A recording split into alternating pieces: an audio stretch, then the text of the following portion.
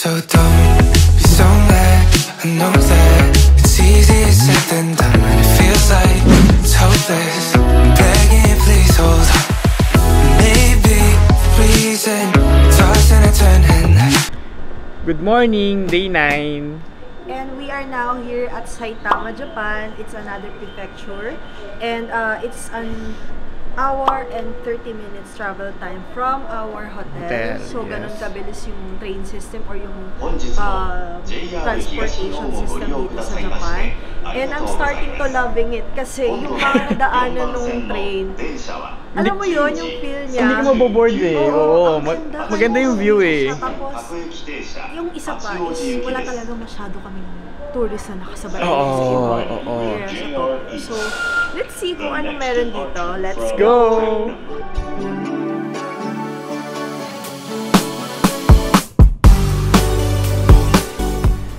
We just arrived here at Kawagoe. By the way, we took the #1 bus.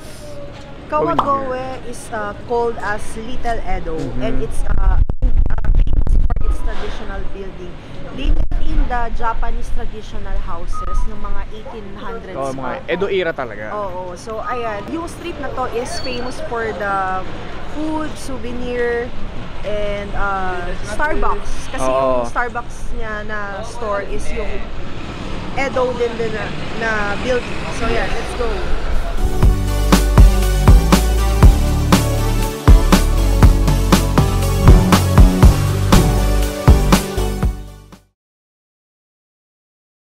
It's a must try here ang sweet potato ice cream. Soft serve sweet potato ice cream. Kita mo, malamig na pero ice cream pa rin kami. Ano yung nasa taas? Ano yan? Hard? I don't know. Nga, tagalin mo. Tikim. Ay! Parang ano, yung cone.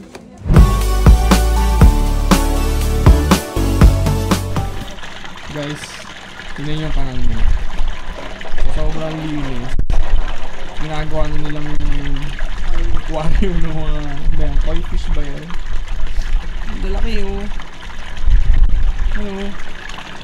May pwede mag-view. Did you fall a long way down?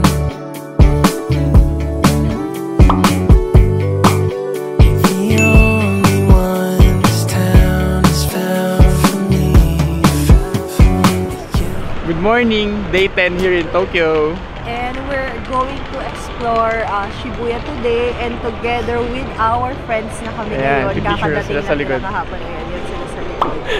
So we're exploring Yoyogi Park, Shibuya Sky, yan, Hachiko. Ito na yung inuna namin, and then yung crossing, syempre. Crossing, and then bahala na kung anong trip later. Ayan, let's go!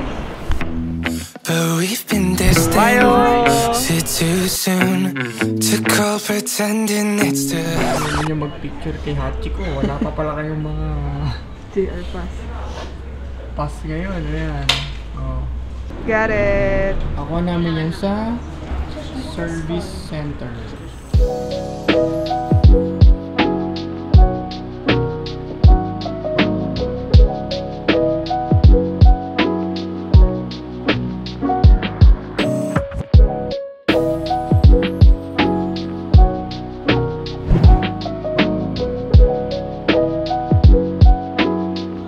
Having Santa Monica crepe. Cheers!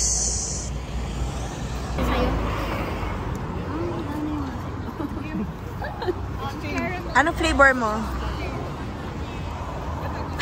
Kaya today? Brownie strawberry. After ng Harajuku namin, nandito na kami sa Shibuya Sky. Ito mo binukto? Nagbino ko siya sa Klook 1 month before na nag-open yung day kasi yung hapon na slot, yung mga 3:30, 4 p.m. hanggang 5 p.m. yung mostly yung nasa sold out agad kasi perfect na hindi na mainit and sunset na rin, tapos in between mag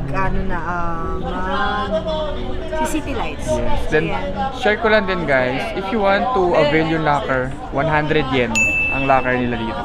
Yan, let's go! So don't be so mad. I know that It's easier said than done, and it feels like it's hopeless. I'm begging, please hold on. Maybe the reason tossing and turning is 'cause I'm scared. Ohio, day 11 here in Tokyo, and we're here at Shinjuku Station. Yes. Umalis kami ng hotel around 5:45 5:45 AM. Yung trip kasi namin today is we're going to Mount Fuji or Kawaguchiko Kawaguchiko. Station. We book our pass, yung Tokyo Wide Pass yung binook namin. So, magto 2 days kami ng stay sa Kawaguchiko or overnight. And then, we're going to Gala Yuzawa. So, sulit na sulit yung Tokyo Wide Pass when it comes sa Mount Fuji and Gala Yuzawa. Kasi limited express train sa yung going to Kawaguchiko Station na direct na yun from Shinjuku. And then, bullet train naman yung going to Gala Yuzawa. Yes. So, it's cost us around 15,000 yen.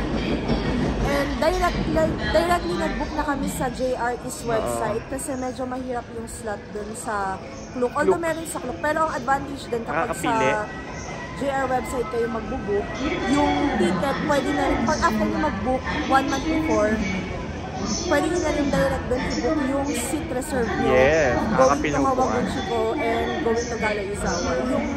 Yung sa Kawaguchiko Station kasi, limited lang yung train, hindi lahat direct ng going to Kawaguchiko Station. Yung Fuji Excursion train, 3 cars lang yung didiretso ng Kawaguchiko. Kaya limited lang talaga yung seats na available. So yan, 1 month before din namin siya binook para lahat kami magkaroon ng reserve seat kasi mahirap din tumayo. Pwede naman tumayo. Mahaba yung biyahe. May mga nag-walk-in naman or on the day lang pumupunta dito, but hindi ko siya isa-sacrifice. Hindi recommended, biyahe. Travel time. So yan, let's go! Ano daw? Ano sabi?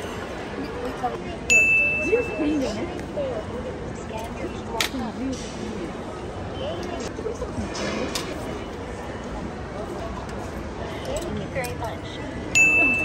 Sorry, we'll just check first. This is the one na i-insert nyo dun sa ticketing gate. Dapat accompany lahat yung tatlong ticket na to. And this is the reserved seat naman. So ito yung from Shinjuku to Kawaguchiko. Yun, recommended ko is C or D and C yung sa side nung going to Kawaguchiko or Mount Fuji. Makikita nyo na dun si Mount Fuji. Kasi ito yung sa side na yun. So, we're just seated here sa reserved seat namin. Then, bumili na kami ng breakfast kagabi para may food kami dito sa loob ng train kasi pwedeng kumain. Ayan, 7-Eleven. Every single time you come around, Itong kasama. Tulog. you love without a sound. We just arrived here at Kawaguchiko Station and exactly 9:29 AM na dumating yun. Yes. So yan, punta lang kami ng hotel to drop our luggage and things. So yeah, let's go!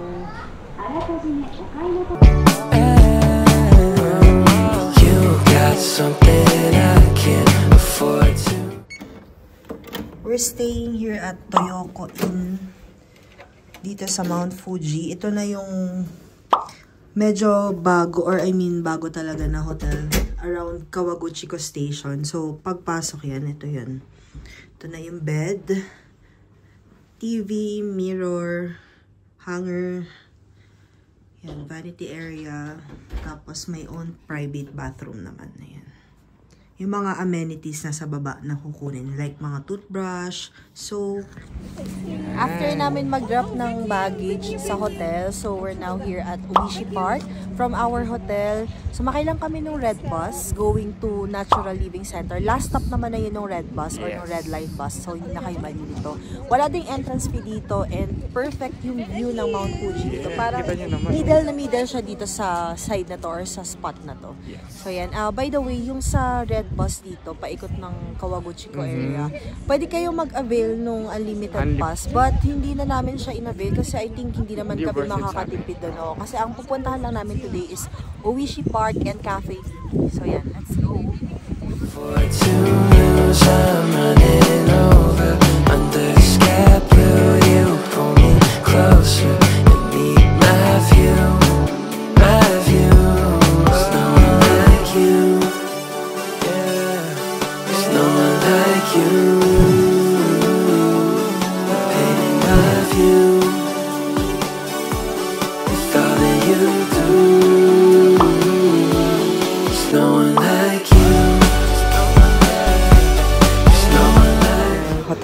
breakfast. Kasama siya dun sa binayaran namin. So, yan, may salad, pastries or bread, hot sausage, miso soup, juice. Good morning, day 12 here. After namin mag-quick breakfast sa accommodation namin, we are now here at Shimoyoshida Station. Supposedly, magbabike around kami today. Ito yung 3 days sana namin to roam around yung area ng Kawaguchiko. But hindi ako pwede kasi nga preggy. So yan, from Kawaguchiko, yung sa hotel namin, nag-shuttle na lang kami ulit yung free shuttle ng hotel going to Kawaguchiko Station. And then, Kawaguchiko Station to Shimoyoshida Station, mabilis lang naman yung travel time. So yan, punta kami ngayon ng Chorito Pagoda or dun sa Arashiyama Sengen Park. Yes, let's go!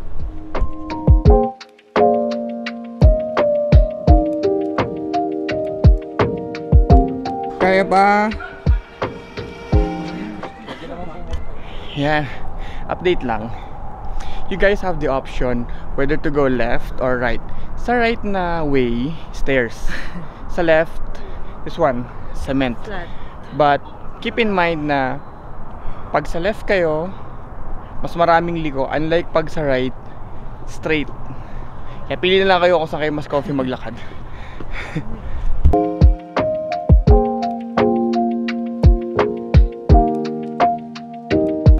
Yan. Nandito na kami ngayon sa taas, worth the hike naman. Yes. I suggest mas maaga kayo pumunta. Pero kasi ang earliest kasi nung train kanina is 7:30. Pero di na rin namin naabutan kasi may inantay pa kami ng friend namin. So 8:02 yung umalis ng Kawaguchiko Station to Shimoyoshida Station. Kaya medyo tinanghali na kami umakyat. Pero mas maganda kung mas maaga kayo dito para less yung crowd and hindi mahirap mag-picture. Pero kami madami kami, so ang ginawa namin, binakura namin yung magkabilang side para makapag-picture ka. Yun lang, pakita namin sa inyo. Yan.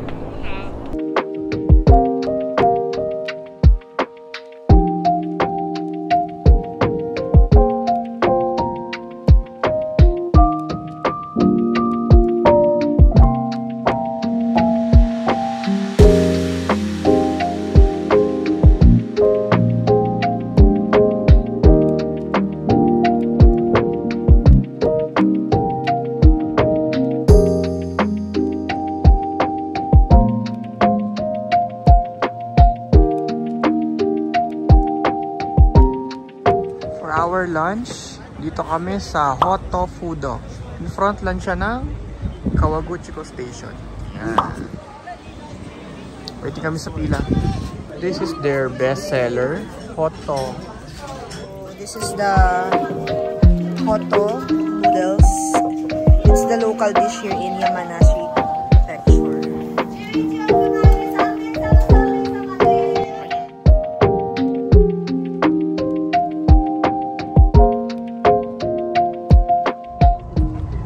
Now we are here sa train going to Shinjuku. Then I highly suggest talaga na mag-book kayo 1 month before your travel day, kaya plan ahead. Kasi ngayon, ang dami namin kasabay na nakatayo lang sa train. Which is ang tagal nung travel time from Kawaguchiko to Shinjuku. So yun guys, super fun and memorable to experience namin sa mga 2 days talaga. 2 days talaga. Walang clouds. Swerte. Swerte si baby. Yeah, so going na kami sa Shinjuku. Rest namin sa biyahe kasi pagod the whole day. Then later magra-ramen kami and shopping. Let's go. Good morning, day 13, and right now we are on our way to Galayuzawa. And we're riding the bullet train in Japan for the second time around. Yes. Covered dito ng Tokyo Wide kasi binook namin. Unlimited kasi siya for 3 days. So sulit na sulit siya based dun sa competition. Ipapakita ko na lang siya sa screen. Yes. Ayan. And then, yung nabook namin is 8:36 AM. Reserve seat na rin yun. And then, yung arrival namin is 9:49 AM. Imagine, ganun ka bilis yung transportation dito sa Japan. By 1 hour, nasa Snow Mountain. Ayan yung train namin. Let's go!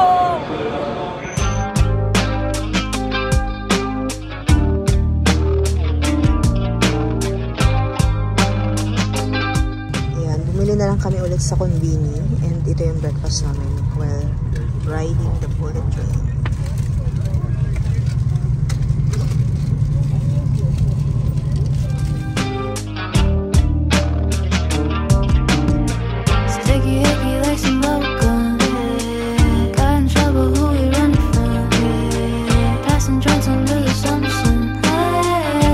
Bayad na 2,800.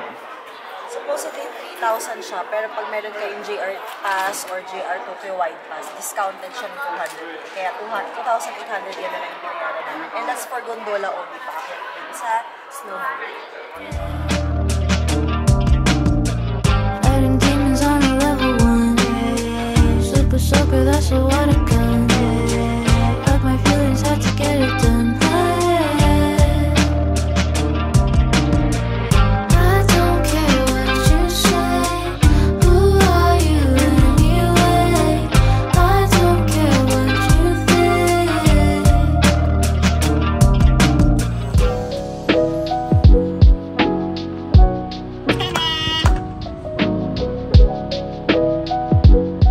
And we are now here sa Narita Airport after ng mahabang araw namin.